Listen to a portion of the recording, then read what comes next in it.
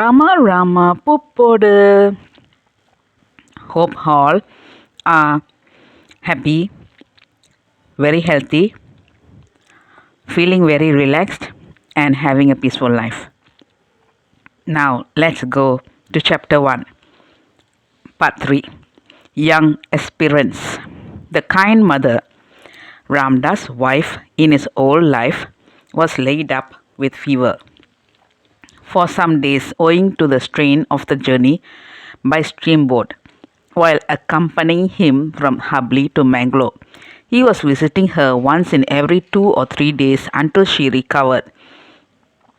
During one of the visits, the reputed saint of Puttur, Sri Krishna Rao, was in the house. He came to where Ramdas sat beside the ailing mother. At the sight of him, Ramdas prostrated at his feet. He sat down.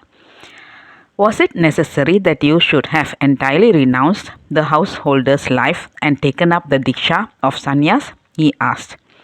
The Lord willed it so. Ramdas could not help. Ramdas replied. Your Ram must then be wonderful. May I know where he is? He questioned. He is residing in the hearts of us all, because he is all-pervading, Ramdas rejoined. I cannot see him. How can we know that it is his will that guides us? He asked again. He is invisible to the ordinary eye, but can be seen through a purified vision, Ramdas said. Only when you see him, you realize that it is his will that directs your actions.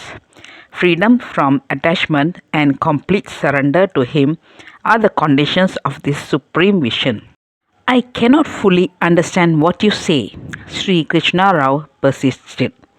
I believe that worldly life need not be abundant in order to realize God.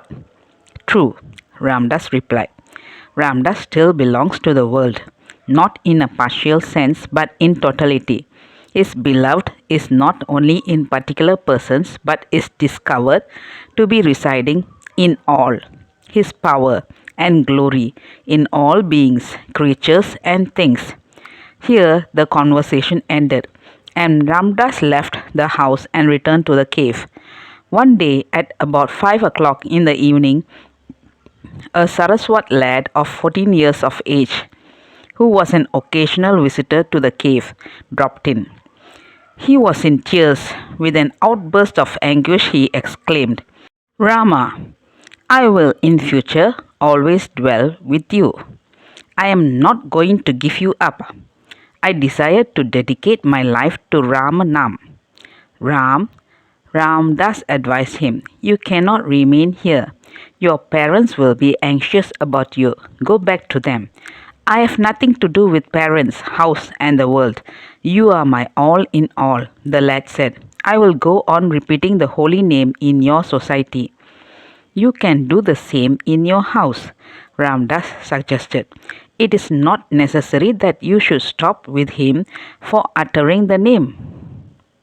No, he said, I cannot take the name in our house. I am forced to go to school for which I have conceived a disgust. Where is the harm in attending the school? Ramdas asked. Oh, I had enough of it. I fell into the society of certain boys who always indulged in unchaste talks, and my mind got terribly distracted. I will never again step into a school. In that case, Ramdas replied, you may not attend school, but remain pure by practicing devotion at home. You are too young to take the proposed step without consulting your parents. Be guided by them. They mean always well. Only do not give up taking the holy name. Trust him whose name you are uttering. Avoid the company of boys who defile your mind. Don't ask me to go back. My father, mother, teacher and all are yourself. Saying thus, the boy entered the interior of the cave and taking his position in a dark nook, went on with Ram Japa. Ramdas, going up to him, told him again to return to the city as it was growing dark. For some time he stood firm and would not yield, but at last agreed to go back to his parents. The night having come on, it was now quite dark, so Ramdas offered to escort him to his house, which lay in the precincts of a temple in the city. While descending the hill with the lad, Ramdas met a friend with a lantern coming to invite him for a kirtan party in the house of his master. Ramdas, handing the boy to his charge, asked the friend to take him to his house. Ramdas proceeded to attend the kirtan party. A few days later, another young man, a Karanese Brahman, just out of his teens, walked in at dusk and proposed to throw in his lot with Ramdas. Here again, the school life had driven him from home, relations, and friends. This young man was truly stubborn and refused to return to his friends in spite of Ramdas' utmost efforts. He remained for the night. He would disappear for the day, wandering aimlessly on the extensive tract of the Kadiri hill, and regain the cave in the night. He did not care for food.